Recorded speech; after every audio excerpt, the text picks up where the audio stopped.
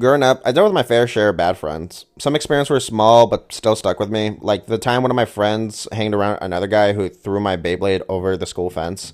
It landed in the street, but luckily a staff member was able to get it. And funny enough, when it came to that moment, I was really surprised how the Beyblade was still intact. If I remember correctly, the Beyblade specifically was a Fafnir Beyblade. And if y'all know like Beyblades like that, especially from the Burst series, the Beyblade was made out of rubber and it was a love spin. So when it landed, it didn't burst because it embraced the impact. And I was really shocked at how it would like really pretty much held itself together.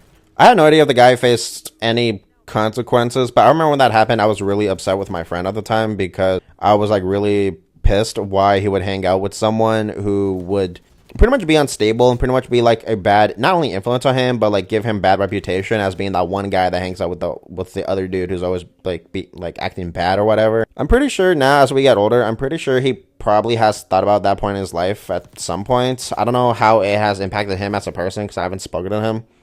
However, I don't know. Like, this is a part of my life that I think back on because I think this is like one of the first instances I had where I had a friend who didn't really stood up for me. Then there was another time when I had a different friend. I'm pretty sure this was like around high school or some shit. Basically on how this dude would always like, I get like joke. Like at the time he would always be making yo mama jokes and like at the beginning like they were funny.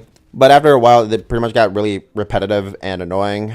So when I asked him to stop, he pretty much called me a black bean and just kept going. I honestly could have just ended from there and just like walked away. But I was like a teenager around that point, and like I mean like from the recording of this video, I'm like 19, so like it wasn't, I guess, technically that long ago, but however, I've grown since then. So pretty much, like I said, like I could have just walked away, but I didn't. So for the past 3 years, this pretty much led for like a back and forth thing, and we have like it was pretty much like a thing full of insults, petty jabs, and like trash talk and whatever. Eventually, like I just stopped caring, and he kept making jokes and talking shit while I was trying to apologize to him about how shitty I treated him at first. Like, yeah, like I know that it wasn't 100% my fault, but I know that my actions connected with the back and forth thing since I participated in that. Pretty much, like after I apologized and see how he still want to keep going like that, not only that it helped me truly let go, like it made it clear I was done and that event hit, as well as like like if someone's trying to apologize to you, like I'm gonna say this to my audience, if someone ever tries to apologize to you and actually takes accountability by mentioning the things that they done to hurt you or antagonize you, honestly, when it comes to what you can do, I mean, after all, I mean, you can handle impact whichever way you want it. Like you don't have to accept the apology or whatever. But like if you can clearly tell that the person who's trying to apologize is making like a clear efforts to do so, like again, you don't have to forgive him, but you can at least acknowledge it. To this day, I never got an apology back from him, but honestly, I mean, I don't really care. Yeah, looking back at these examples of bad friends, disrespect, peer pressure, fake support, or even just straight up cruelty, for a long time, I let these kinds of friendships like stun me. I didn't know how to deal with people like that. It wasn't until early adulthood that I finally started to understand how to protect my space and peace and grow from these situations. I think something that helped me, I think, mature later over time was when I was still in high school. I fell into a group like the people that I hanged out with would pretty much peer pressure me to like steal. And honestly, like around the time, like at first I didn't want to do it, but then later I grew to be more comfortable with it because I was thinking of a whole bunch of stuff. Like, yeah, like maybe the store doesn't care because they're just used to it, or like, like if I do it, I get to seem cool and shit. But honestly, I don't know. Like that idea was a lot for me to handle. I think something that truly changed my point of view of this group that I was in was one day, like I was at a food spot just chilling and stuff, just waiting for my order. When they called me asking where I was, and then I told them where I was because like they were expecting I was gonna be with them all the time.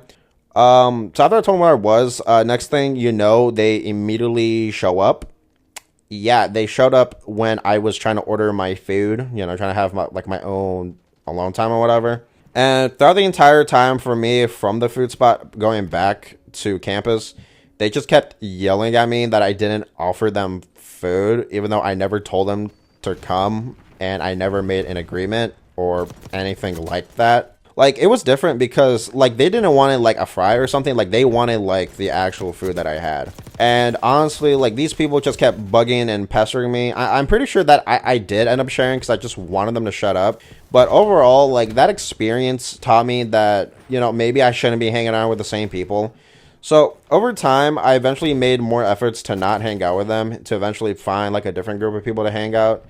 And that worked, surprisingly enough. I managed to get away from that space and actually live a more tranquil rest of high school. I'm pretty sure this experience was a good experience that taught me about boundaries. And even though, even though that the group of people listened to, like, whenever I vented it or felt low, it always felt like I was being used more than I was ever being helped.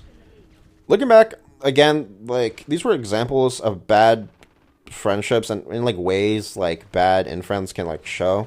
I'm learning how to grow and how to let go of my own pride, how to stop needing to win every argument, how to stop matching disrespect with more disrespect. I'm learning to try to walk away and just like understand that it doesn't make me weak, it makes me more wise. Growth doesn't always come from like loud victories. Sometimes it can just be knowing when it's time to stop, when to heal, and then to move on. Because in the end, peace isn't something you find, it's more something you build. Am I perfect now?